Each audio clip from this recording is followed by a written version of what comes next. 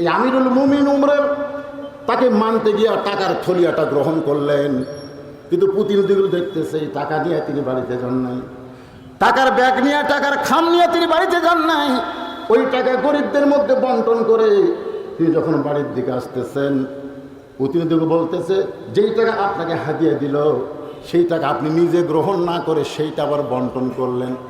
সাইদ জামির আসমানের দিকে তাকায় বলেন, বাটার ভিতরে শান্তি আছে, ভোগের ভিতরে কোনো শান্তি নাই। কোরআন দিয়ে যখন রাষ্ট্র চলবে তখন নেতারা খালি বাঁটবে। বর্তমানে যারা ক্ষমতায় নাই এরকম কিছু নেতা দেখবেন কোরআন নিয়ে যারা রাষ্ট্র পরিচালনা করতে চায় দল করে, বন্যাত্ম মানুষের কাছে হাঁটু ভাঙ্গা পানি কাদার মধ্যে তারা চলে গেছে। চলে যাওয়ার কথা দেখতে না, বন্যা পরবর্তী সময়ে তারা লক্ষ লক্ষ টাকা তাদেরকে দিচ্ছে। অনেকে বলে এরা টাকা পায় কোথায়? টাকা কোথায় পায়? তুমি পান সিগারেট খাইয়া অন্যভাবে যেটা না খেলেও চলবে এগুলো খাইয়া তুমি দৈনিক কয় টাকা নষ্ট করো? আল্লাহ রাস্তায় যারা আল্লাহর দিনকে কায়েম চায় তারা একটা টাকাও নষ্ট করে না, প্রত্যেকটা টাকার তারা হিসাব আল্লাহর কাছে দেওয়াটা পছন্দ করে। জনগণ কথা ঠিক কিনা? পরের বছরে একই কাম, তালিকা নিয়ে হাজির। ওদের কামই হলো অহয় মানুষের তালিকা প্রকাশ করা।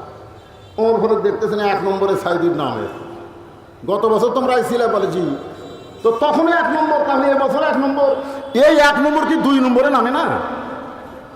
আমি যে তাকে কিছু হাদিয়া দিলাম, বলে আপনার হাদিয়া গ্রহণ করছে ঠিকই, কিন্তু নিজে না নিয়ে সেটা অহবের মধ্যে বন্টন করে দিচ্ছে। সুবহানাল্লাহ বলেন না? মানে এমন নেতা বাংলাদেশে তো কল্পনা করাই যায় না, সে সুবহানাল্লাহ কেমনে আসবে? ওমর ফারুক বললেন,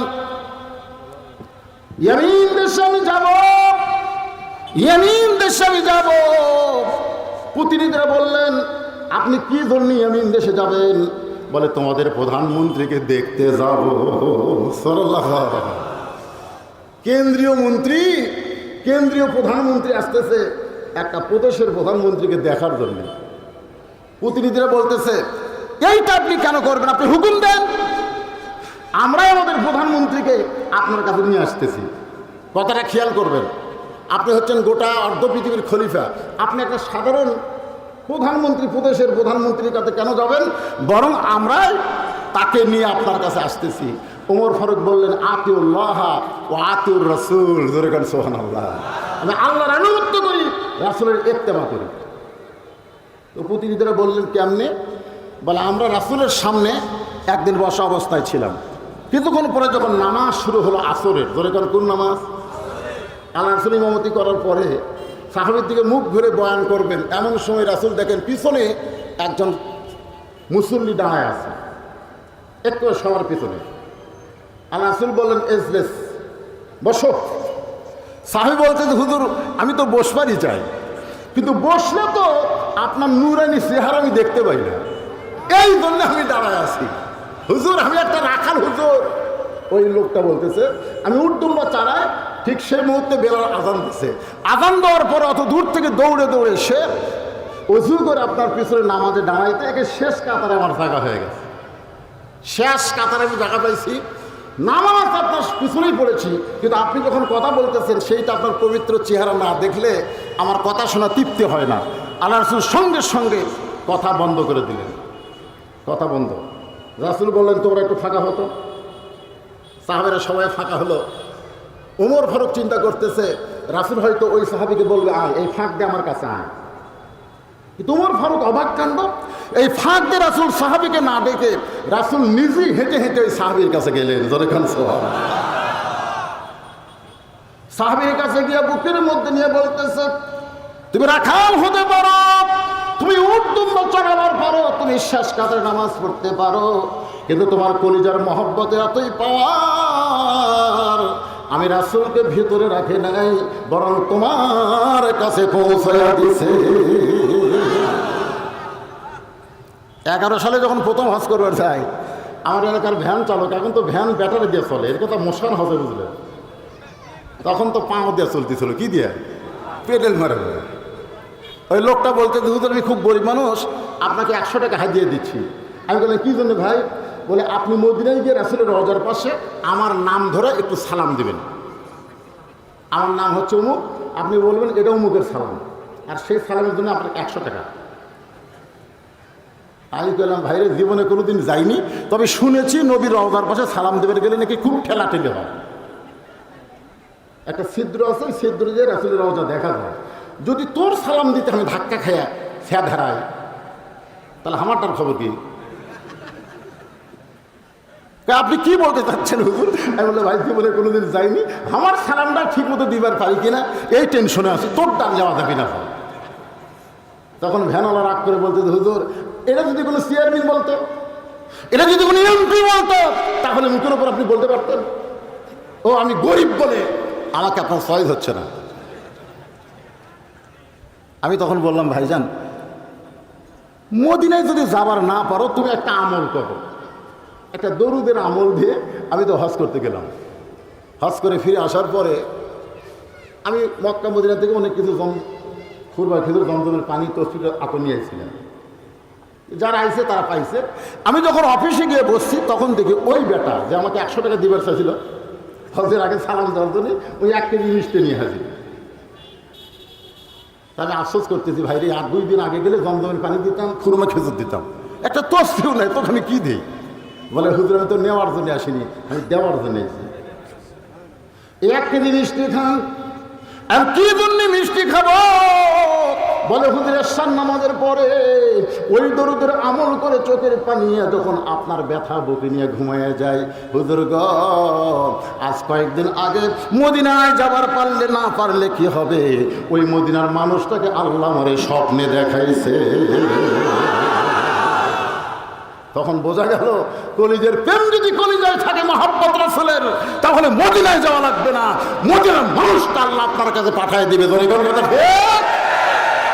ওমর ফারুক বললেন, ইয়েমেন থেকে প্রধানমন্ত্রী আমার কাছে আসা লাগবে না, আমাকেই তার কাছে যাইতে বাধ্য করতেছে। নির্দিষ্ট সময় তিনি চলে গেলেন।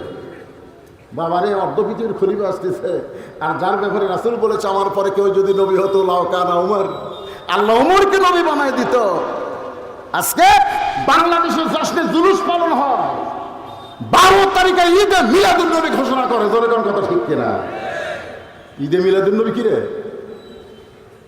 এটা দেওয়ালের ঈদ, দেওয়ালে দেওয়ালে বিশাল সাইনবোর্ড, আশিক রাসূলের পক্ষ থেকে সব ঈদের সেরা ঈদ, সব ঈদের সেরা ঈদ ঈদে মিলাদুন নবী।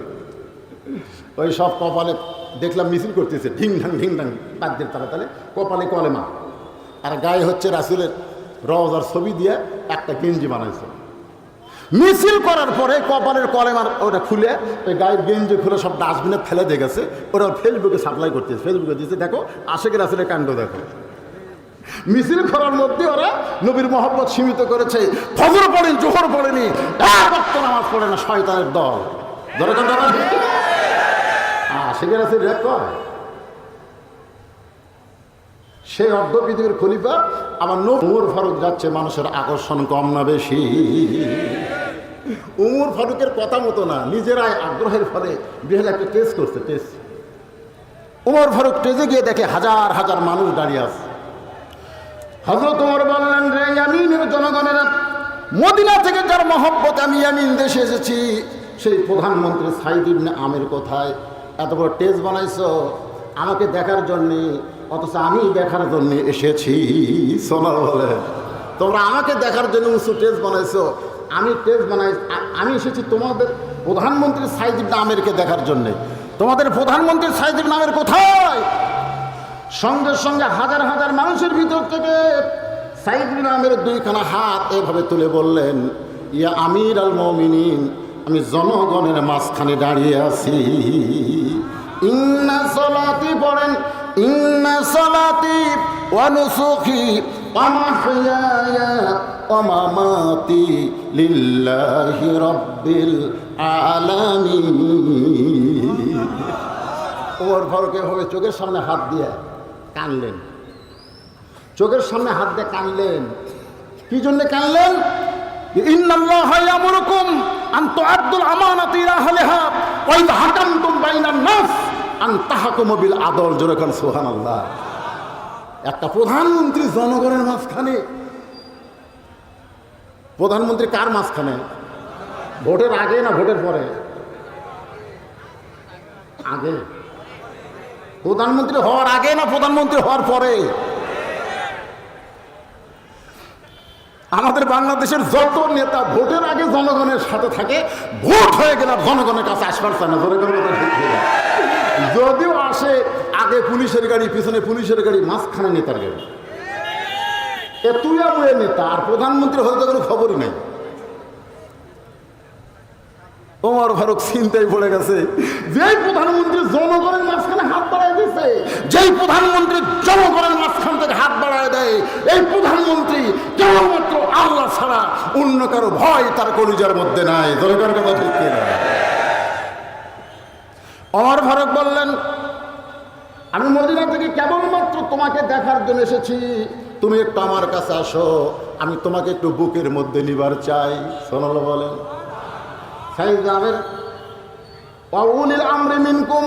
আয়াতকে সম্মান জানায় যখন জনগণের মাঝখান থেকে ওমর ফারুকের দিকে আসতেছে, ঠিক এমন সময় ইয়ামিনের কিছু কিছু লোক বলতেছে, আমির আল মুমিনিন, আমাদের প্রধানমন্ত্রীকে আপনি বুকের মধ্যে নিবার চান, তাকে শুভেচ্ছা স্বাগতম জানাবার চান, কিন্তু আমাদের প্রধানমন্ত্রীর বিরুদ্ধে আমাদের 4টা অভিযোগ আপনার কাছে রয়েছে।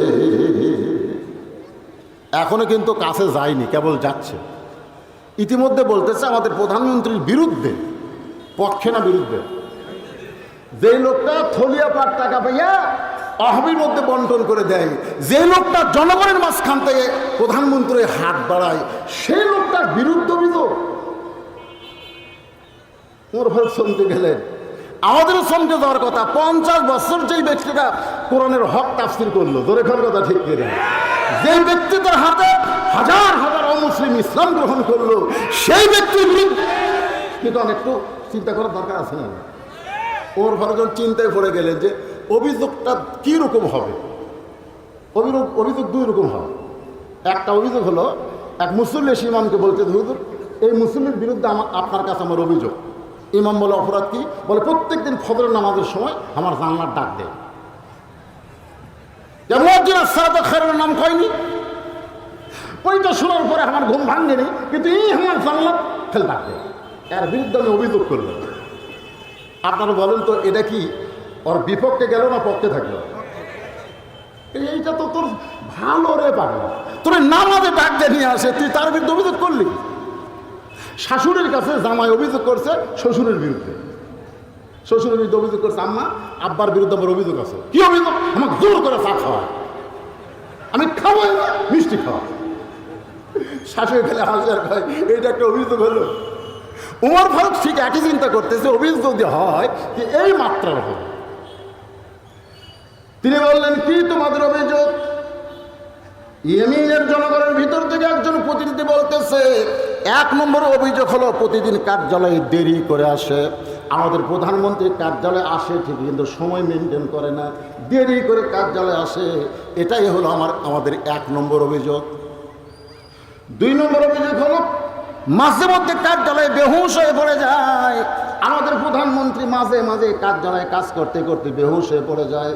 আমাদের প্রধানমন্ত্রীর বিরুদ্ধে 3 নম্বর অভিযোগ হলো আমাদের প্রধানমন্ত্রী হঠাৎ একদিন আসে না।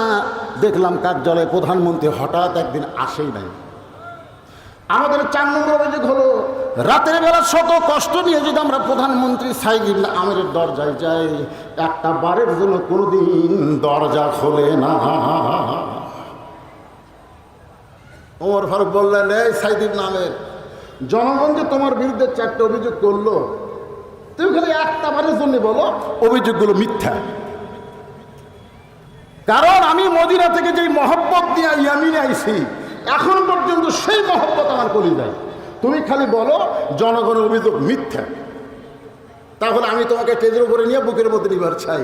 সাইদ আমের এইভাবে আঙ্গুল তুললেন, এই আশহাদু আল্লা ইলাহা ইল্লাল্লাহ পড়েন, আশহাদু আল্লা ইলাহা ইল্লাল্লাহ ওয়া আশহাদু আন্না মুহাম্মাদান আবদুহু ওয়া রাসূলুহু। আমিরুল মুমিনিন, আপনি যদি বিচারক শেষ হতেন, আপনি যদি শেষ বিচারক হতেন, তাহলে আমি বলতাম অভিযোগগুলো মিথ্যা। কিন্তু আপনি তো আসল বিচারক নন। আসল বিচারক হলো কে? আলাইসাল্লাহু বিআহকামিল হাকিমিন। আজকে বাংলাদেশের সুপ্রিম কোর্টে, হাইকোর্টে, জজ কোর্টে যে সমস্ত বিচারকেরা বসে আছে, তারা যদি একবার চিন্তা করত আমরা আসল বিচারক নই, আসল বিচারক হলো আমাদের আল্লাহ, তাহলে আমি হামদার মতন, মামুনের মতন, শেখ ইব্রাহিমের মতন ভালো মানুষগুলো জেলখানায় বন্দী থাকা লাগতো না। তারা বিশ্বাসই করে না যে আমরা ছাড়া আরো বিচারক আছে। কেন এই বিশ্বাসটা করলে পাশার তলে চেয়ার থাকতো না। ধরে কোন কথা ঠিক কিনা ভাই রে? সাইদুল আহমেদ কি বলতেছে যে আপনি শেষ বিচারক, এটা যদি আমি বিশ্বাস করতাম তাহলে বলতাম অভিযোগগুলো মিথ্যা।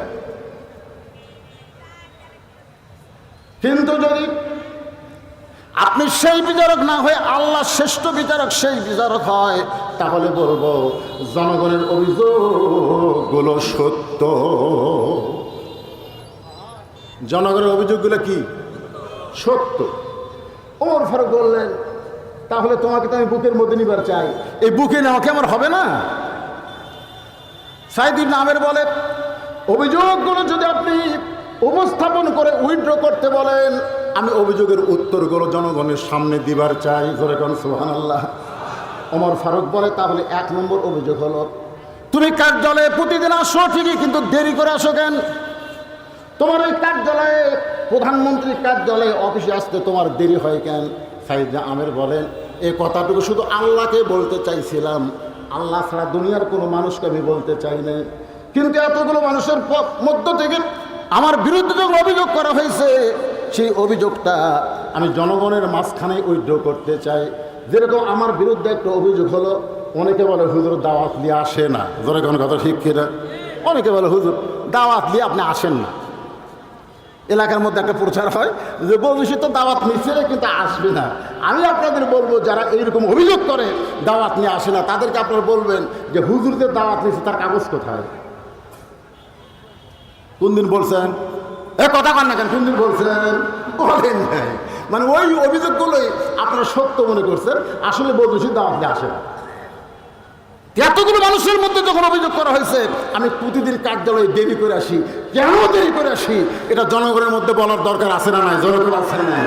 আমি শুধু বলতে চাইছিলাম কাকে? আল্লাহকে।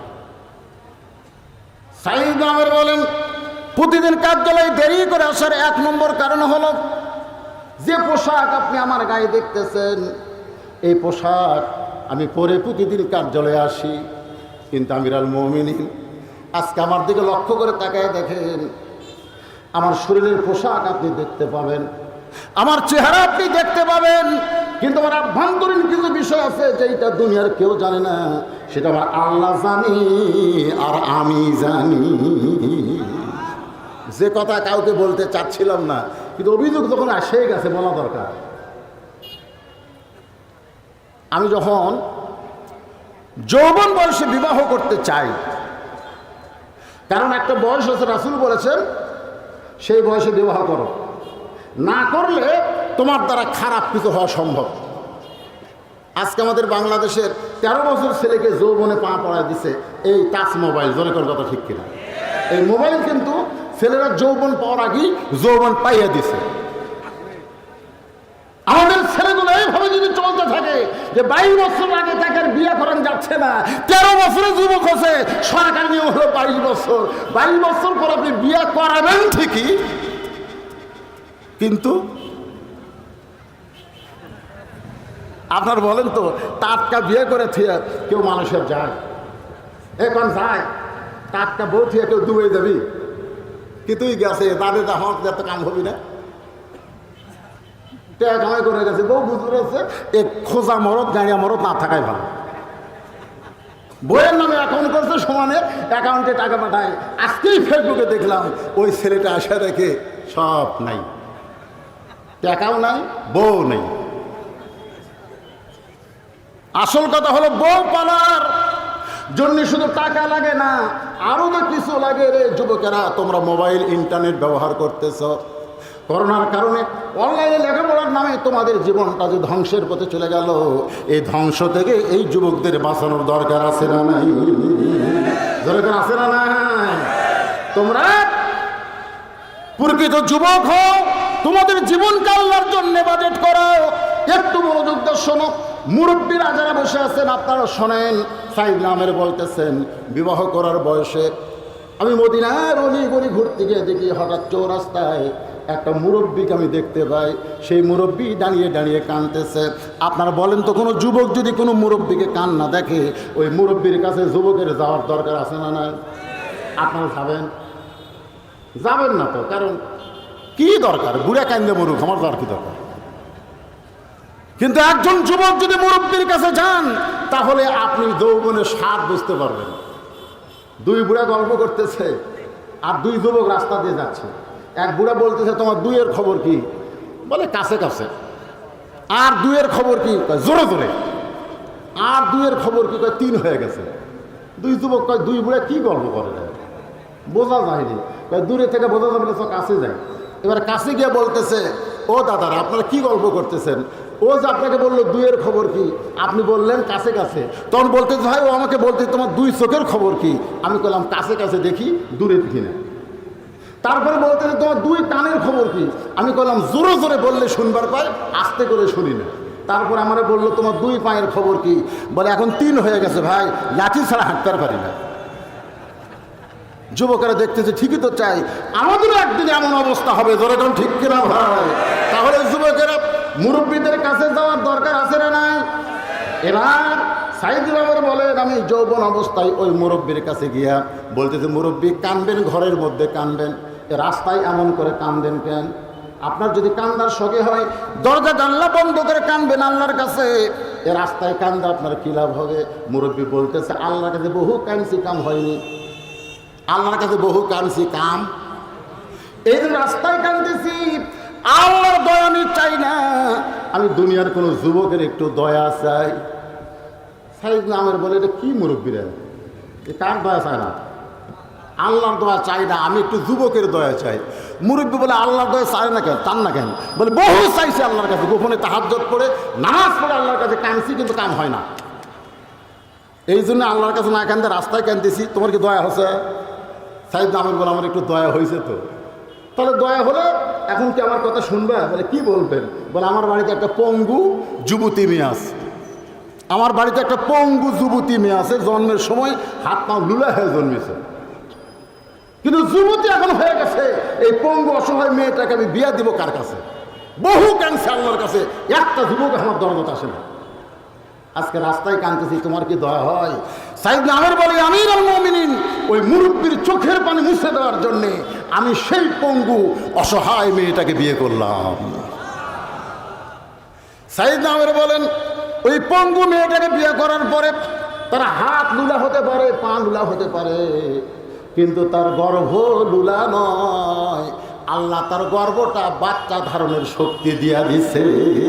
সরলা কম লেখা, গর্ভ কি না লুলা, বোঝেন না? ঠিক আছে, হাত পাও নাই, গর্ভও নেন, তা না। সেই গর্ভ থেকে এই 5 বছরে আল্লাহ আমাকে 3টা সন্তান দান করেছে। জোরে গান কয়টা? 5 বছরে 3টে। অথচ আল্লাহ কোরআনে বলেছে, একটা সন্তান হওয়ার পরে ওই সন্তানকে কমপক্ষে 2 বছর দুধ পান করানো লাগবে। জোরে গান কয় বছর? কথা গান কয় বছর? 2 বছর দুধ পান করানো লাগবে। তাহলে 2 বছর পরে মিলে 6 বছরে 3টা সন্তান হতো, কিন্তু 5 বছরে আল্লাহ আমাকে 3টা সন্তান দিয়েছে। তার মধ্যে একটা হলো এক সময় হয়েছে, আর 2টা হলো যমজ সন্তান। এই 3টা সন্তান ছোট ছোট আমার। আমি সকালবেলা ওদের জন্য জবের রুটি তৈরি করি, সেই রুটি তা দিয়ে ভাজি তরকারি তৈরি করে আমার ছোটো ছোটো বাচ্চাদের খাওয়াই। কারণ ওদের মা খাতে পারে কিন্তু খাওয়ার পারে না, খালি আফসোস করে। আমি এখন সন্তানদের খাওয়ানোর পরে, আমার বউটাকে খাওয়ানোর পরে, আমার সংসারের যত কাজকাম রয়েছে সমস্ত কাজকামগুলো শেষ করে আমি যখন কার্যালয়ে আসি, হয়তো ঘড়িতে একটু দেরি হয়ে যায়, একটু সময় হেরফের হয়ে যায়। আমি ইচ্ছা করে দেরিতে আসি না। আমার বাড়িতে এরকম অসহায় অবস্থা রয়েছে, কারণ একটু দেরি হয়ে যায়। হাজার হাজার জনগণ কাঁদতেছে, ওমর ফারুক কাঁদতেছে, সমস্ত জনগণ বলে আমির আল মুমিনিন, আমাদের প্রধানমন্ত্রী সাইদ ইবনে আমেরের বাড়িতে এমন কষ্ট আছে, এমন অসহায়ত্ব আছে, যদি আমরা জানতে পারতাম তাহলে কোনোদিন বলতাম না কার্যালয়ে দেরি করে আসে। আজকে যখন জানতে পারলাম তাহলে সর্বসম্মতিক্রমে আমরা 1 নম্বর অভিযোগকে উইথড্র করে নিলাম। লিল্লাহে ওমর ফারুক বলে সাইদ ইবনে আমের, তোমার 1 নম্বর উইথড্র।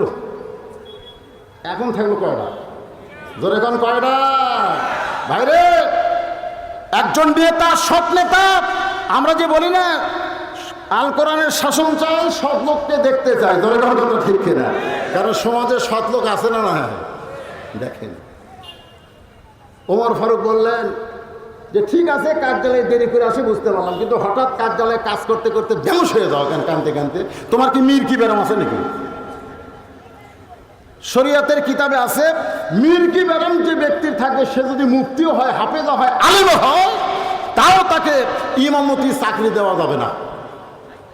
ইমামতি চাকরি দেওয়া যাবে না, কারণ নামাজ পড়ানোর পরে যদি মির কি ব্যারাম ওঠে, এই ব্যারাম তো ওঠার কোনো সময় নেই। বলে কোন কথা ঠিক করে দেখুন, যার মির কি ব্যারাম আছে যাচ্ছে যাতে এই ধরত দেখছি কাত হয়ে পড়ে যায়।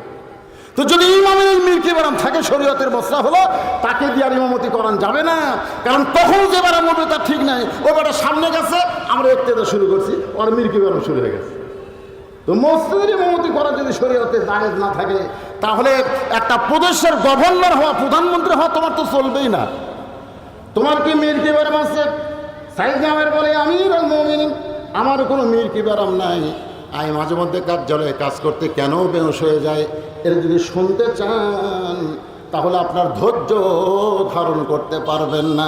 আমার জীবনে এমন একটা কষ্টের গল্প আছে, যে গল্পটা আমার মনে হইলেই আমি আর স্থির থাকতে পারি না, আমি কানতে কানতে বেহুশ হয়ে যাই। আপনারা বলেন তো, সমস্ত সাহাবীদের আগ্রহ বাড়ছে না কমছে? সমস্ত মুসলমানের আগ্রহ বাড়ছে না কমছে? ওমর ফারুক বললেন, কি এমন দুঃখের ঘটনা তোমার জীবনে ঘটে গেল যে এটা মনে হলেই কানতে কানতে তুমি বেহুশ হয়ে যাও? সেই ঘটনা কি আমাদের শোনান যায় না? সাইদ ইবনে আমের বলে, তাহলে শোনেন। আমি যখন মুসলমান হইনি, ওই সময় মুসলমানের করেন একজন হাফেজকে মক্কায় এনে হত্যা করা হয়েছে। আসলে একজন হাফেজ না, 10 জন। জোরে কোন কয়জন? 10 জন। আমি যে জায়গায় এই হাফেজগুলোকে হত্যা করা হয়েছে, ওই জায়গাটা আপনাদের দোয়া আমাকে স্বচক্ষে আল্লাহ দেখার তৌফিক দিয়েছে। নবী যখন হিজরত করে মদিনায় গেছে, আপনারা মনে করেন যারা কোরআনের শত্রু তারা কিন্তু বসে থাকেনি। নবী গেছে, কিন্তু নবীর শত্রুতা তাদের কমেনি, বরং মক্কায় গিয়েও তার নবীকে হত্যা করবার চাইছে। ধরে কোন কথা ঠিক কিনা? এখন আবু জেহেল, উতবা, সাইবা, মক্কার নেতারা চিন্তা করে আব্দুল ইতিম পোলায় এত শক্তি পায় কোত্থেকে, এত শক্তি কেমনে পায়?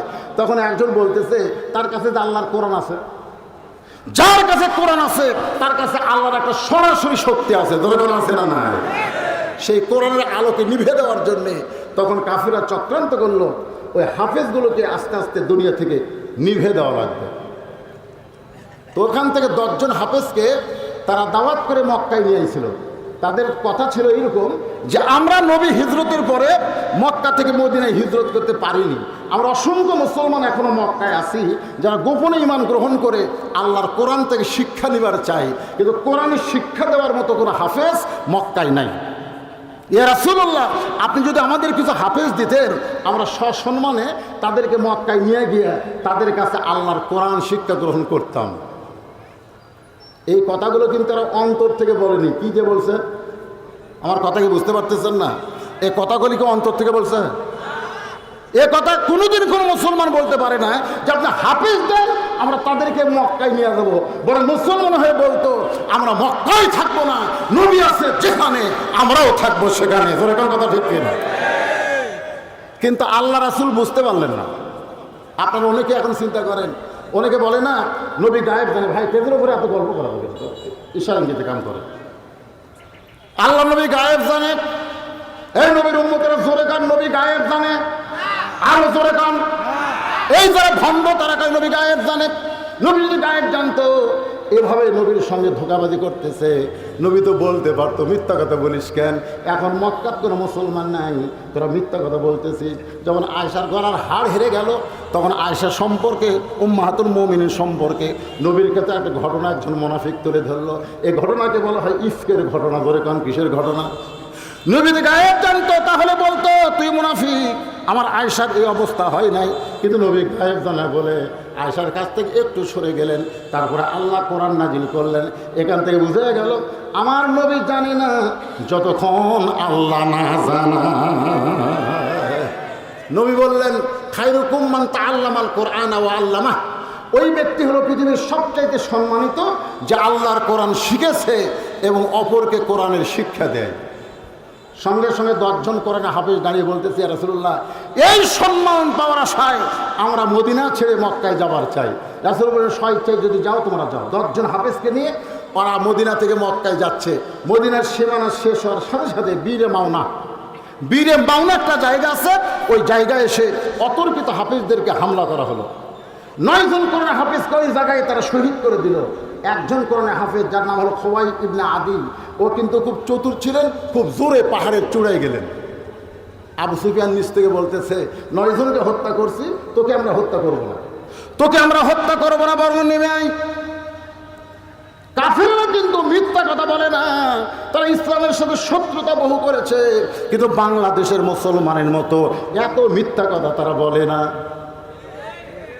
আমার এলাকার এক গরু বিক্রি করলো, তাই দুধের গরু ধাপের হাটে 3 হাত গেছে, লেয়নি, বিক্রি হয়নি।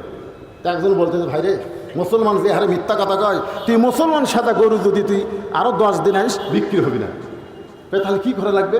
বলে আপাতত হিন্দু হয়ে গরু খেয়ে ওই বাড়ির যা সাদা ধুতি পড়ছে কমলের তিলক দিয়ে বৃহস্পতি না হাবের হাটে ওই গরু নিয়ে খাওয়া আছে। যারা দুধের গায়ে কিনবে তারা বলতেছে বাবা হিন্দু যখন নিয়ে আইছে এটাই নেওয়া লাগবে, কারণ ওরা জানে হিন্দুরা মিথ্যা কথা পায় না। ওই গরু বিক্রি হওয়ার পরে বলতেছে এই মুসলমান না ভাই, হিন্দু থাকাই তো ভালো রে। হ্যাঁ, এমন একটা দেশে আমরা জন্ম নিয়েছি ভাই, যেই দেশে মুসলমান রহ মিথ্যা কথা বলে। যেরকম কথা ঠিক কিনা? আবু সুফিয়ান বললেন নেমে। সাইদিন নামের বলে তখন কাফের। আমাদের নেতা আবু সুফিয়ান তাকে নিয়ে আসার পরে এরকম একটা টেজ করে সে টেজের ওপরে তাকে উঠাই ফেললেন। ওঠানোর পরে বলতেছে রে কোরআনে হাফেজ, তোর সামনেই 9 জনকে হত্যা করা হয়েছে, তোকেও হত্যা করা হবে, তবে এখনো হয় নাই, হত্যা করা হবে। যদি বাঁচতে চাস তাহলে একটা বারের জন্য বল আল্লাহ রাসূল মানি না। কয়বার? এজন্য কয়বার? একটা বার যদি বলতে পারিস আল্লাহ রাসূল মানি না, তাহলেই তোকে আমরা ছাইড়া দিব, তোকে আর হত্যা করব না। সঙ্গে সঙ্গে খোল আদি বলতেছে ইন্না সালাতি, পড়েন ইন্না সালাতি ওয়া নুসুকি ওয়া মাহইয়ায়া ওয়া মামাতি লিল্লাহি রাব্বিল আলামিন। সাইদিন আবের বলে আমাদের যত নেতা ছিল এ আয়াত শোনার পরে চমকে উঠছে, কারণ নেতারা কোরআনের আয়াতের অর্থ বোঝে। তখন কাফেরের নেতারা কোরআনের আয়াতের অর্থ বোঝে, কিন্তু বাংলাদেশের নেতারা আল্লাহর কোরআন বোঝে না। ধরে খান কথা ঠিক কিনা? মেয়ে মানুষেরা ফুটবল খেলে যখন বিজয় নিয়ে আসলো, আমাদের ক্রীড়ামন্ত্রী তাকে বিমানবন্দরে সাদর সম্ভাষণ জানালো। 111 দেশে কোরআন যখন প্রতিযোগী বিজয় শ্রেণী বাংলাদেশের 3য় হয়ে আসলো, তাকে সরকার কর্তৃক আর কোনো সম্বর্ধনা দেওয়া হয় না। মুসলমানের বাধ্য হলো আল্লাহর কোরআন সবচাইতে সম্মানী। জোরে কোনো কথা ঠিক কিনা? এই কোরআনকে যে বিশ্বের বুকে সম্মান দিয়ে আসলো, তাকে আমরা অভ্যর্থনা জানাতে চাই। বাধ্য হয়ে সরকার পরে তাকে আবার বাইতুল মোকাররমে একটু স্বাগতম দিছে। বহু বছর পরে বাংলার মুসলমান এটা দেখতে পাইছে। জোরে কোন ঠিক কিনা? এটাকে আমি বলি লাজে লোহা। আপনাদের এটার ভাষা কি? লাজে লোহা কুকুর, আমাদের বগুড়ার ভাষা। এমনি না, আবু সুফিয়ানের মতন মুসলমান। আবু সুফিয়ান কিন্তু মুসলমান হয়েছে। যুদ্ধের সময় অনেক হিন্দুরা কিন্তু কলেমা পড়ছে। আমাদের এলাকায় যুদ্ধের সময় মুসলমানের সাথে হিন্দুরা কলমার জিকির করছে বেশি।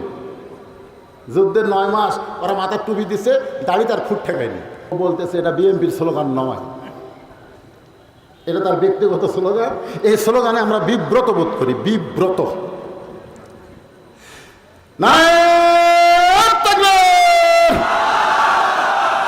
এর চাইতে জোরে পারবেন না আপনারা? আমার আল্লাহ কি ছোট না বড়? তার জবান খোলে লিল্লাহে তাকবীর, নারে তাকবীর, লিল্লাহে তাকবীর।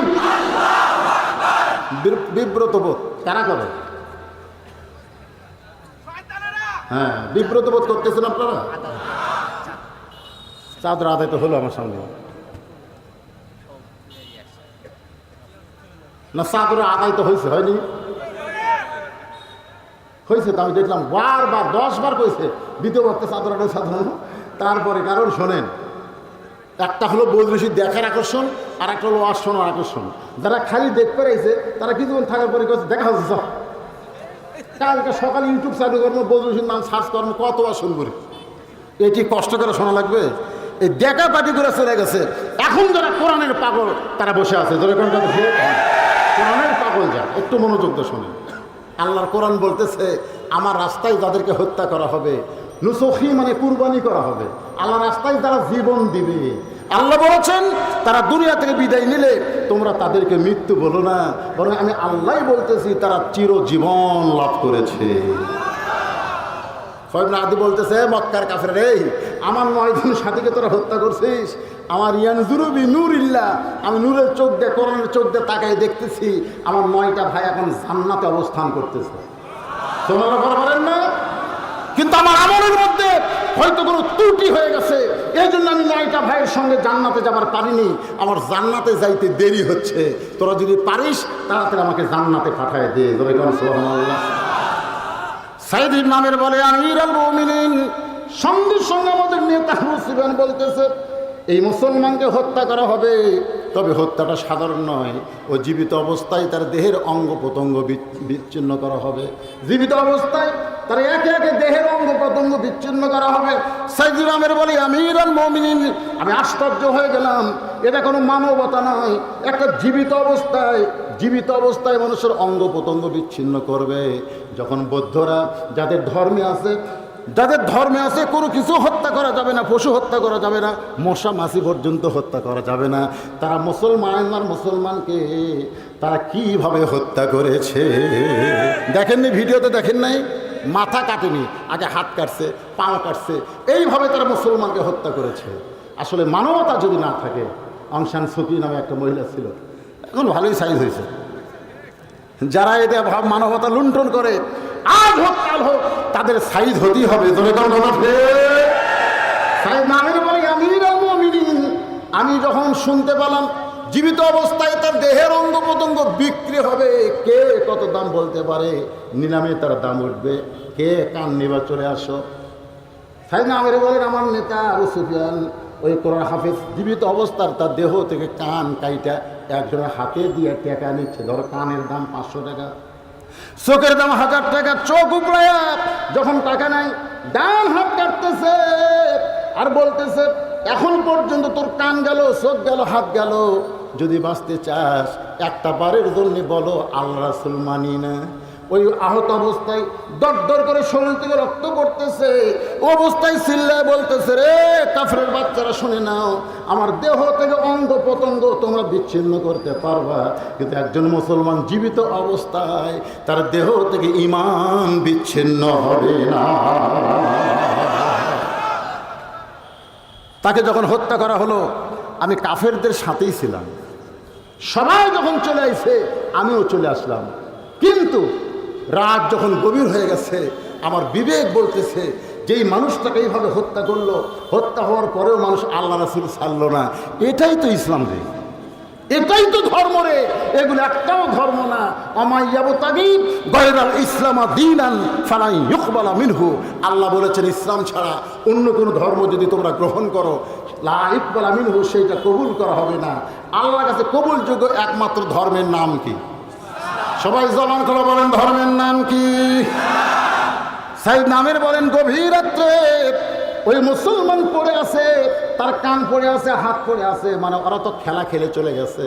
আমি সবগুলো করে একটা টোপলা করে, গোস্তের টোপলা করে আমি কাঁধে করে ওই মুসলমানকে নিয়ে গেলাম মদিনার সীমানায়। মদিনার সীমানায় গিয়ে তাকে সুন্দর করে দাফন করে আমি চলে গেলাম সকালবেলায় নবীর দরবারে। আল্লাহ নবী আমার দিকে তাকায়া চোখ দুইটা পানিতে টলমল টলমল করতেছে, আমাকে বলতেছে, একজন মুসলমানকে জান্নাতে নিয়ে গেল কিছুক্ষণ আগে, আর একজন মুসলমান জান্নাতে যাওয়ার জন্য দরজায় পা দিয়েছে। সাইদ নামের বলেন, রাসূলুল্লাহ আপনি কি জানেন? রাসূল বললেন, মা হাদান ইয়াদখুলুল জান্নাত ইহুদ্দা ইয়ারজি ইলা দুনিয়া ওয়ালা হুম আলাল আরদি মিন শাইইন ইল্লা শাহীদুন ইয়া তামান্না ইয়ারজি ইলা দুনিয়া ফায়ুক্তাল আশারা মাররাতান লিমা ইয়ারা মিনাল কারামাতি রাওয়াহুল বুখারী কিতাবুল মাগাজি। আল্লাহ রাসূল বললেন, আল্লাহ রাস্তায় শহীদ করা হওয়ার পরে ওই শহীদদেরকে যখন জান্নাতে রাখা হয়, ওরা খালি দুনিয়াতে আসার জন্য ছটফট করে। আল্লাহ বলে, তোদেরকে জান্নাতে হয়েছে দুনিয়াতে যাবার শেষ কেন? ওরা বলবে, আল্লাহ দুনিয়া জান্নাতে কোনো শান্তি পাচ্ছি না, আল্লাহ আমরা দুনিয়াতে যাবার চাই। আল্লাহ বলে, জান্নাতে থাকার পরে দুনিয়াতে কেন যাবা? ওই শহীদ ব্যক্তিরা বলবে, শাহাদত যে কি সৌন্দর্য, শহীদ হওয়ার সময় যে কি মজা, এরা যারা শহীদ হয়েছে তারাই বুঝতে পারে। ফায়ুক্তাল আশারা মাররাতান, কম করে হলে আমরা 10 বার শহীদ হব, 10 বার শহীদ হব, বারবার শহীদ হব, কিন্তু জান্নাতে থাকতে চাই না। ধরে কর না সুবহানাল্লাহ। তাহলে শাহাদাতের মধ্যে কি শান্তি, যেই শান্তি জান্নাতে পাওয়া যায় না। আর বাংলার মুসলমান অন্যায়ের বিরুদ্ধে প্রতিবাদ করতে চায় না। ধরে কর না ভাসতে, একটা আপন ভাসতে ভাইয়ের বেটা রাস্তার পাশে বসে থেকে মোবাইলে তার প্রেমিকের সাথে গল্প করতেছে। 10 মিনিট 20 মিনিট গল্প করে, কে চা হয়ে কিছু বলবি না, শয়তান কি গল্প করিস না। ও দেখের কয় এখনকার ছেলে পেলে এরকম হবে, ভাষটা নষ্ট হয়ে যাচ্ছে, অত চাচা বলতেছে এখনকার ছেলেরা এরকম হবে। রাস্তা দিয়ে অনেক মানুষ গেছে, সবাই ভাবতে চাচাই যখন গেছে কিছু কয়নি, আর আমি কি করবো, ওই দোষের মধ্যে থাকতো, যা করে করে দেয়। মানে অন্যায় দেখলে নিষেধ করার মতন মানুষ আমাদের বাংলাদেশে। এখানে জল জানত শত শত মানুষ দাঁড়ায় আছে, ইউটিউবে আইসে ভাইরাল হয়েছে, যে মানুষ তাকে কুড়াল যে কুপায়ে মারতেছে, এই শত শত মানুষ দাঁড়ায় দেখতেছে, প্রতিবাদ করার মতন মানুষ নেই। জোরেগণ ঠিক কিনা? জিজ্ঞাসা করা হচ্ছে প্রতিবাদ কেন হচ্ছে না, বলে ওরা ওই দল, ওরা সরকারি দল, ওদের সাথে প্রতিবাদ করা যাবে? ওরা সরকারি দল, তুমি আল্লাহর দল হও, শক্তিবী সরকারের না আল্লাহ, এটা আল্লাহর দুনিয়ায় প্রমাণ হয়ে যাবে। ওরা সরকারি দল, তুমি কার দল? আল্লাহর হবার না পারলে শয়তানের দল হও। তো রাস্তাতে সবাই গেছে, কিছু কয়নি। ওই রাস্তায় একটা কুত্তে যাচ্ছে, কুত্তে বোঝেন না, কুত্তে চিন্তা করে, কুত্তার কিন্তু চিন্তা আছে। এক মুয়াজ্জিন আমার কয়, হুজুর সারাদিন কুত্তা ঘুম পড়ে, আমি যে 5টা বার আজান দেই ওই সময় লোকমা দেয়, মানে যখন আমি আল্লাহু আকবার কই ওরা কুত্তাকে দৌড়েছে, মানে আমার আজান কুত্তার ওই শব্দ মাইক্রোফোন দিয়ে মানুষের কানে কানে যায়। কে রে মুয়াজ্জিন আজান দেয়, কুত্তা ভুললে কে? তো হুজুর এই কারণ কি? আমি মুয়াজ্জিনকে বললাম, ভাইজান তুমি আজান বোঝো? বলে, হুজুর আজান কি? আমি তখন কোরআন থেকে বললাম, ওয়ামান আহসানু কাওলাম মিম্মান দাআ ইলাল্লাহ ওয়া আমিলা সালিহান ওয়া ক্বালা ইন্নানী মিনাল মুসলিমিন। ওই ব্যক্তির চাইতে উত্তম কোনো ব্যক্তি নাই, যেই ব্যক্তি 5 বার আল্লাহর আজান দেয়, দাওয়াত দেয়। কার দাওয়াত? আজানের চাইতে ভালো দাওয়াত আছে? অথচ তোমার বেটার খবর কি? হ্যাঁ, মুয়াজ্জিন কয়, আমার বেটার খবর লেখি করবেন হুজুর?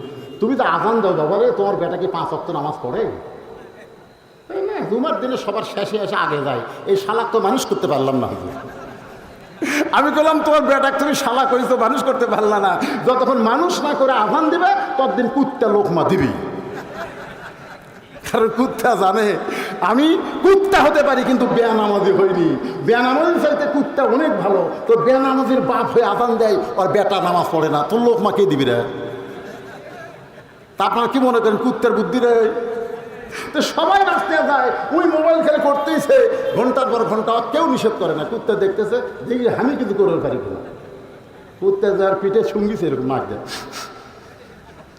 না, ওই তাও মোবাইল করে। এমন প্রেমের মধ্যে পড়েছে, কুত্তা বাম ঠ্যাং তুলে পেশাব করে দিছে, যেই পেশাব করে দিছে তখন আর হুঁশ আছে। আজকে আমাদের সমাজের অবস্থা তাই, অন্যায় দেখলে আমরা কেউ প্রতিবাদ করি না। ধরে কোন কথা ঠিক? রাস্তা দিয়ে বেপর্দা নারী যাই, আপনি গ্রামের একজন মাতব্বর, আপনি মুরব্বী, আপনি হাইসাব মা হিসাবে আপনি তাকে সতর্ক করেন। বলহুজকে ভাড়া নিয়ে এসে আপনার বউকে সতর্ক করার কোনো দরকার নাই। নবী তার নিজের মেয়েকে সতর্ক করছেন, অনেক মাহাজান বলছেন। আল্লাহ রাসূল ফাতেমাকে ডাকতে বলেন, মা তুমি বিশ্ব নবীর মেয়ে বলে তুমি জান্নাতে যাবা, এই কথা কখনো মনে করো না। তুমি হাসান হোসেনের মা বলে জান্নাতে যাবা, আলীর স্ত্রী হয়ে জান্নাতে যাবা, এই কথা কখনো মনে করবা না। জান্নাতে যদি যাবার চাও তাহলে জান্নাতের আমল করে তোমাকে জান্নাতে যেতে হবে। যদিও ওয়াজটা শুনেছেন, আমার মা বোনদের জন্য বলতেছি। ফাতেমার বয়স মাত্র কয় বছর? 9 বছর। 9 বছরে হাতের মধ্যে 2টা চুরি দিয়ে মুসকি মুসকি হাসতেছে। আমাদের মতন বাবা হলে আমরা কি বলতাম, মা পুরানো হয়ে গেছে, সামনে মার্কেট থেকে নতুন চুরি আনা দেবো, তোর হাত ভরে চুরি দেবো মা। যে একটা আদর করতাম, দেখি কেমন লাগতেছে। কিন্তু আল্লাহ রাসূল হাতে চুরি দেখে আর ঘরে ঢুকলেন না, ঘর থেকে বেড়ে গেলেন। মেয়ে ভালো তো, চিন্তা করতেছে আব্বা ঘরে ঢুকলো না, আমাকে মা বলে আদর করে তাও করলো না। বাইরে গিয়ে বারান্দায় দেখে নবীর চোখ দিয়ে দর দর করে পানি পড়তেছে। কি হয়েছে বাবা মনে করে কান্দেন কেন? রাসূল বলে, ফাতেমা যে দুনিয়াতে সাজবে মা, আল্লাহ তার আখিরাতের শ্বাস কমায়া দিবে। আর ওয়াজ করা লাগবে? এই মেয়ে যদি বোঝে আর ওয়াজ করা লাগবে? যে দুনিয়াতে সাজবে আল্লাহ তার আখিরাতের শ্বাস কমায়া দিবে। সঙ্গে সঙ্গে ফাতেমা হাতের চুরি খুলে ফেলে দিচ্ছে। নবী বুঝবার পারছে মেয়েটা আমার খুব রাগ করছে, ফেলে দেওয়ার সাইজে কিন্তু বোঝা যায়। যদি চুরি খুলে রাখা দিত, ফেলে দিচ্ছে। ফেলে দেওয়া আর রাখা দেওয়া দুইটাকে এক, কতটা দুইটাকে এক। নবী দৌড়ে গিয়ে চুরি 2টা খুঁড়ে জামার পকেটের মধ্যে ঢুকালেন, কাছে ডাকলেন, মা আসো। ফাতেমা যখন কাছে আইছে, নবী কপালে চুমা দিলেন। 9 বছরের মেয়েকে আপনি চুমা খাবেন, কপালে চুমা খাবেন, মাথার চুলে চুমা খাবেন। মেয়েকে দূরে রাখবেন না, আদর দিবেন, সোহাগ দিবেন, পর্দার কথা বলবেন। এরকম ওয়াজ করা যাবে কি যাবে না? যাবে কি যাবে না? মেয়ে বড় হয়ে গেছে, আমি কিছু খবর পারি, সব পাওয়া যাবে, সব পাওয়া যাবে। মেয়ের সাথে আপনার সম্পর্ক রাখতে হবে, বাবার সম্পর্ক। মেয়ে ফাতেমার কপালে চুমা দিলেন। যতই রাগি মেয়ে হোক, বাবা যদি কপালে চুমা দেয় রাগ থাকবে? আল্লাহ মেয়ে বললেন, ফাতেমা এত খেপে গেছো কেন মা? এই চুরি 2টা পকেটে রাখলাম, তুমি কি বুঝতে পারো নাই? এই চুরি 2টা যত্ন করে রেখে দিলাম। একদিন তোমার কানে দুল পরানো হবে, একদিন তোমার নাকে ফুল পরানো হবে, একদিন তোমার গলায় মালা পরানো হবে। ফাতেমা খুশি হয়ে বলতে যে কবে মালা পরবো, কবে কানে দুল পরবো, কবে নাকে ফুল পরবো। রাসূল বললেন, যেদিন তোমার বিবাহ হবে। কারণ প্রত্যেকটা মেয়েরা কেবলমাত্র এক ব্যক্তির জন্য সাজতে পারবে, সেই ব্যক্তি হলো তার স্বামী। স্বামী ছাড়া অন্য কোনো পুরুষের জন্য মেয়েদের সাজা চলবে। স্বামী ছাড়া অন্য পুরুষের জন্য মেয়েরা কি সাজা চলবে? ইমাম গাজ্জালিকে একবার বলা হলো, মেয়েদের সম্পর্কে একটু ওয়াজ করেন, মেয়েরা কোথায় থাকবে? ইমাম গাজ্জালি বললেন, মেয়েরা অন্দরমহলে থাকবে। সমস্ত ছাত্র বলে অন্দরমহল কি? ইমাম গাজ্জালি বলেন, অন্দরমহল মানে কবর। অন্দরমহল মানে কবর। তো অন্দরমহলকে কবরের সঙ্গে তুলনা করলেন কেন? তিনি বললেন, কোনো মেয়ে মানুষ যখন মারা যায়, তোমরা বলো তো মেয়েটার লাশ কারা কারা কবরে নামাতে পারে? পাইকারি হারে সবাই পারবে? শালি মরে গেলে দুলা ভাই, মুন মরে গেলে চাচাতো ভাই, খালাতো ভাই, মামাতো ভাই, চেরাতো ভাই, কোনো ভাই না পারবে? সহোদর ভাই পারবে। সহোদর ভাই যাদের সঙ্গে বিয়ে বসা হারাম, কেবলমাত্র তারাই অন্দরমহলে যাওয়া পারবে। যে সমস্ত পুরুষরা মেয়েদের লাশ কবরে নামার পারবে, কেবলমাত্র তাদের কাছে মেয়েদের খোলাসা পর্দা করা লাগবে না, দেহ ঢাকতে হবে। কিন্তু একবার খোপা খোপা সব ঢাকা লাগবে।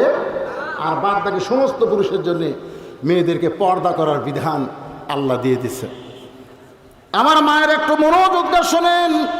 আমি আপনাদের কাছে বলতে সাইদ নামের বলে আমিরুল মুমিনিন, আমি ওই গভর্নর হওয়ার পরে ওই খবির আদির চেহারা যখন চিত্র আমার চোখের সামনে ভেসে ওঠে, আমি তখন কাঁদতে কাঁদতে বেহুশ হয়ে যাই। কখন বেহুশ হবো এটা আমি জানতে পারি না। হঠাৎ 2-1 দিন বেহুশ হয়ে যায়। এখন বলেন তো, এটা কি আমার মেয়েকে রোগ নাকি? সমস্ত লোকেরা কান্দের বলে, ইয়া আমিরুল মুমিনিন, আপনি মাঝে মধ্যে কার্যালয়ে বেহুশ হয়ে যান। এই কারণে আমরা যদি আগে জানতাম তাহলে আমরা কোনোদিন অভিযোগ করতাম না। সর্বসম্মতি কর্মে মাঝে মধ্যে কার্যালয়ে বেহুশ হয়ে পড়ে যান, এই 2 নম্বর অভিযোগকে আমরা উইথড্র করে নিলাম। লিল্লাহে তাকবীর। ওমর ফারুক বলে, রেল সাইড নামের 4টা অভিযোগের মধ্যে 2টা উইথড্র হলো। এবার 3 নম্বর অভিযোগ হলো, তুমি হঠাৎ একদিন আসোই না।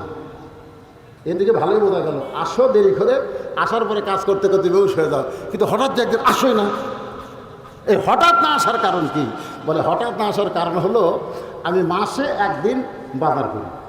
সোনালা পাবেন না? মাসে কয়দিন? 1 দিন রে প্রধানমন্ত্রীর বাজার মাসে 1 দিন।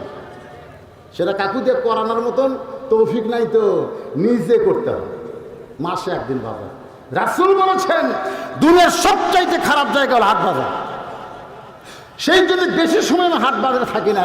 উমর ফারুক বললেন তাহলে অল্প সময় হাট বাজার করলে 1 দিন না আসার কারণ কি? তাই আমির বলে, এই যে প্রথম বলেছিলাম আমার পরের দিকে তাকায় দেখেন, এই একটি মাত্র জামা ছাড়া আমার আর দ্বিতীয় কোনো জামা নাই যেইটা পরে আল্লাহ রাসূল মানুষের সামনে দাঁড়ানো যায়। খেয়াল করছেন কয় জামা? কথা এখন কয় জামা? 1 জামা।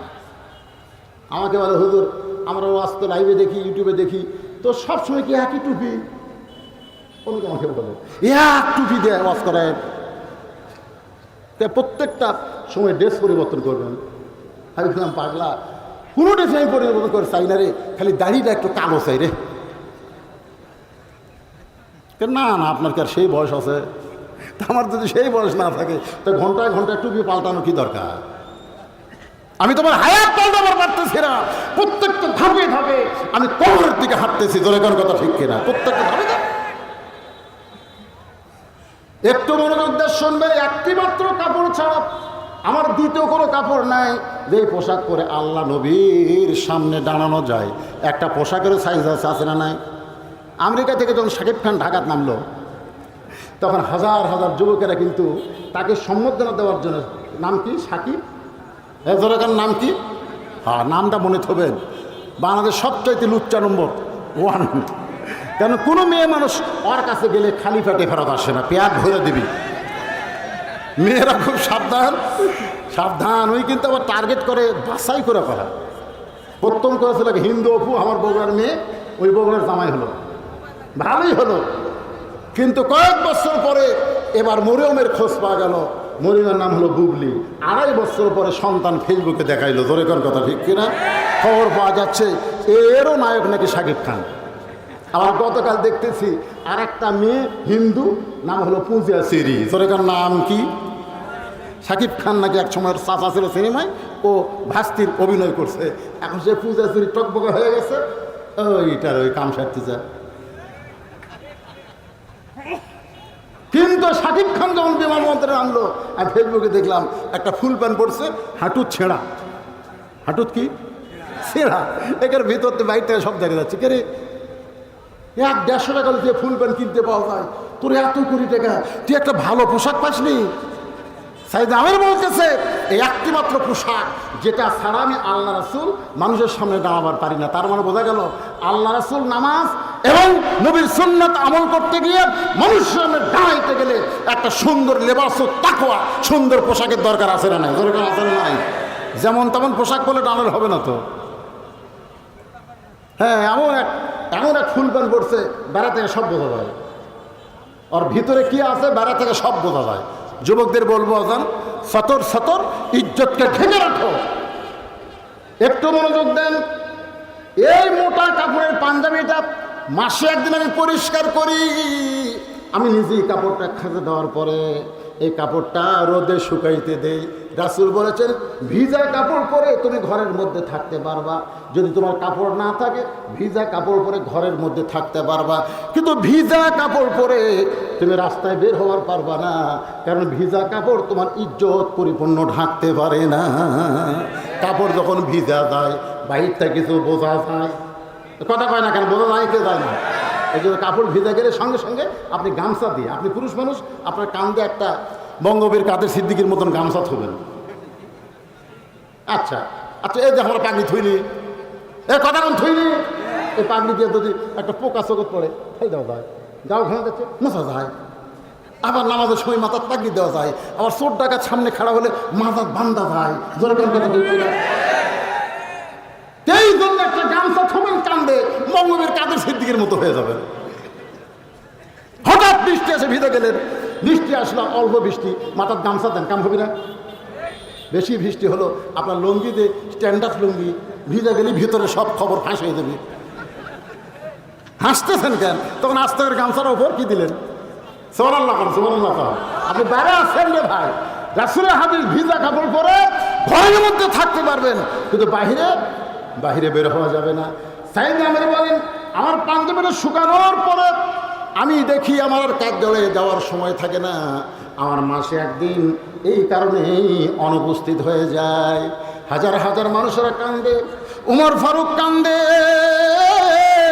একটা প্রধানমন্ত্রীর পোশাকের যদি এমন অবস্থা হয়, সবাই চিল্লায় বলে আমাদের প্রধান তো একটা মাত্র পাঞ্জাবি, আর মাসে একদিন বাজার করে, আর এইটা খাঁচা দিয়ে শুকাইতে গিয়ে একটা দিন মিস হয়ে যায়। এটা যদি আমরা জানতে পারতাম তাহলে কেন কার্যালয়ে আসে না, এই 3 নম্বর অভিযোগ আমরা কোনোদিন করতাম না। আমিরুল মুমিনিন সর্বসম্মতিক্রমে আমরা 3 নম্বর অভিযোগকে উইথড্র করে নিলাম। লিল্লাহে তাকবীর। উমর ফারুক বললেন, মারাত্মক অভিযোগ এখনো তোমার বাকি আছে। সেই 4 নম্বর অভিযোগ হলো, সেই 4 নম্বর অভিযোগ হলো রাত্রেবেলা তুমি যখন ঘরের দরজা বন্ধ করে দাও, শত ডাকাডাকি করলেও নাকি তুমি দরজা খোলো না। এই শত ডাকাডাকি করলে দরজা খোলো না, আর আমি অর্ধ পৃথিবীর খলিফা হইয়া রাত্রেবেলা ঘুমাইতে পারি না। রাত্রেবেলা মানুষের দুঃখ কষ্ট নিজের চোখে দেখার জন্যে আমাকে শব্দ বেশ ধারণ করতে হয়। তোর কোনো কথা ঠিক কিনা? দেখেনি হযরত ওমর? দেখে না? তাঁবুর মধ্যে কি যেন পাক হচ্ছে। গভীর রাত্রে কাছে গিয়ে বললেন, মা, আমার মদিনাতে তাঁবু টাঙ্গা রাত যাপন করে, তুমি যে বলতেছো ধৈর্য ধরো বাবা, ধৈর্য ধরো, গোস্ত সিদ্ধ হলেই খাবার দেওয়া হবে, আমার মনে হচ্ছে তুমি মদিনার মানুষ না। মদিনার মানুষ তাঁবুর মধ্যে থাকবে, কোরআন দিয়ে রাষ্ট্র চলবে, দরকার হলে তাদের খলিফা থাকবে বাইরে, জনগণ থাকবে ভিতরে। সুবহানাল্লাহ না? হ্যাঁ, মেয়েটা বলতেছে তুমি কে গো? হ্যাঁ, এই গভীর রাত্রে খোঁজ নিয়ে বেড়াইছো? এই চুলায় গোস্ত সিদ্ধ দেওয়ার আগে মালিকের সঙ্গে যোগাযোগ করেছি, আল্লাহ আমার খোঁজ নেয় না। আমার বাড়ি হলো কুফায়। বাড়ি কোথায়? কুফায়। আমি জানতে পারলাম মদিনার খলিফা ওমর খুব দিলদার মানুষ। আমার ইতিম বাচ্চাদের নিয়ে কুফা থেকে মদিনা আসলাম। বিকেলবেলা ওমরের দরবারে গিয়ে থেকে এত মানুষের ভিড়, আমার কষ্টের কথা বলতে পারলাম না। আমার 2টা ইতিম বাচ্চাকে নিয়ে আমি তাঁবু টাঙ্গালাম। আমি মনে করছিলাম আমার বাচ্চারা হয়তো ঘুমায় যাবে, আগামীকাল সকালবেলা ওমরের দরবারে যাব। কিন্তু গভীর রাত্রে বাচ্চা 2টা এমন কান্না শুরু করে দিয়েছে ক্ষুধার জ্বালায়। আমি এখন কী দিব ওদের কান্না থামানোর জন্য? পাতিলে পানি আর পাথর দিয়ে নিচে আগুন ধরায় বলতেছি, বাবা, গোস্ত সিদ্ধ হলেই তোমাদের খাবার দেওয়া হবে। আমার এই কথাটা বলার পিছনে ওরা যদি ঘুমায় যায় তাহলে রাতটা চলে যাবে। ওমর ফারুক বললেন, না, তাহলে পাথরের পানি দিয়ে নিচে আগুন জ্বালায় তুমি গোস্ত সিদ্ধর অভিনয় করতেছ, তুমি একটু ধৈর্য ধরো মা, একটু ধৈর্য ধরো। ওমর ফারুক এক দৌড়ে বাইতুল মালের দরজায় আসলামকে ডাক দিলেন, দরজা খুলে দে। আসলাম দরজা খুলে দিয়ে বলল, কি আমিরুল মুমিনিন বলতে চান? বলে, 1 বস্তা খাবার আমার মাথায় তুলে দে। সবচাইতে বড় যে বস্তা, সেই বস্তা আমার মাথায় তুলে দে। আসলাম বলতেছে, আমিরুল মুমিনিন, আমি হলাম চাকর, আপনি হুকুম করেন, বস্তা নিয়ে কোথায় যাইতে হবে? ওমর ফারুক বলে, আসলাম রে, একজনের পাপের বোঝা একজন মাথায় নিতে চাইবে না, দিয়ে আমার মাথায় তুলে দে। মাথায় নিয়ে যখন ওমর ফারুক দৌড় দেয়, পিছন থেকে আসলাম বলে, আমিরুল মুমিনিন, এমনি মানুষ দৌড়াতে পড়ে যায়, আর বস্তা নিয়ে তো আপনি দৌড়াতে পড়ে যাবেন। ওমর ফারুক বলে, আসলাম, নির্দিষ্ট সময় যদি জায়গা মতো পৌঁছতে না পারি তাহলে রাস্তায় পড়ে যাও না, ওমর ফারুককে আল্লাহ জাহান্নামের আগুনের মধ্যে পুড়াবে। একেবারে তাঁবুর কাছে গিয়ে বললেন, মা, ও মা, তাড়াতাড়ি রুটি দিয়ে, তাড়াতাড়ি আটা দিয়ে রুটি তৈরি করো আর হালুয়া তৈরি করো, খাবার আছে বস্তার মধ্যে। মেয়েটা রুটি হালুয়া তৈরি করে যখন বলে হয়েছে, ও ছদ্মবেশী পুরুষ হয়ে গেছে। এবার রুটি আর হালুয়া নিয়ে এতিম বাচ্চাদের দুই উরাতের মধ্যে বসায়া ওমর ফারুক হালুয়া রুটি যখন বাচ্চাদের মুখে মুখে দেয়, বাচ্চাদের মুখে মুখে দেয়, দুইটা বাচ্চা ওমর ফারুকের মুখের দিকে তাকায় ফ্যা ফ্যা করে বলে, কে গো তুমি? আমাদের বাবা মারা গেছে, সব সময় বাবার কথা মাকে বললে মা কান্দে, এতদিন পর মনে হয় আমরা বাবা পেয়েছি, কে গো তুমি?